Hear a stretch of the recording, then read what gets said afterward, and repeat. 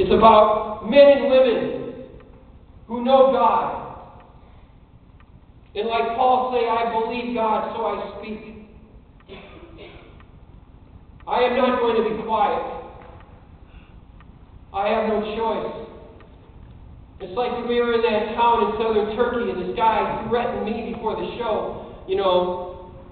I thought, I can't be quiet. I have no choice. I believe God, and so I speak. Regardless of what happens, I'm going to obey Jesus. A lot of people say Jesus, Peter. Jesus was asking people, who do you say that I am? Who do you say that I am? And some say you're a prophet, some say you're a teacher. He said to Peter, who do you say that I am?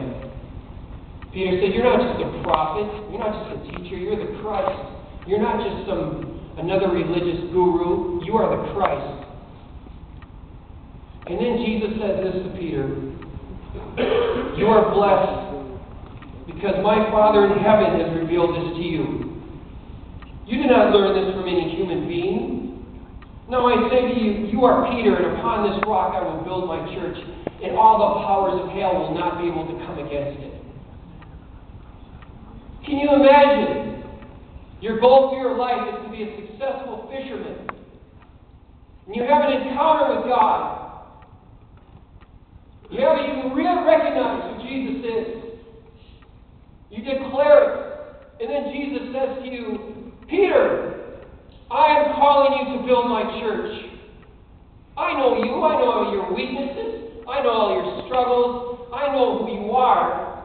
It's not that I think you're somebody else, but with all of your weaknesses and with all of your struggles, I call you to build my church, and nothing is going to come against it.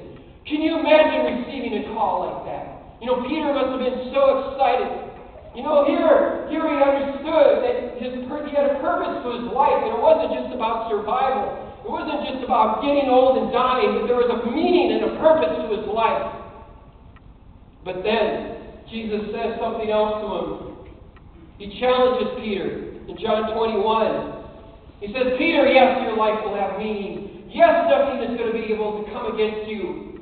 Yes, you will be more than a conqueror if you follow me. But then he says there will also be a cost, Peter. He says, Simon Peter, do you love me more than these? Yes, Lord, Peter replied. You know I love you.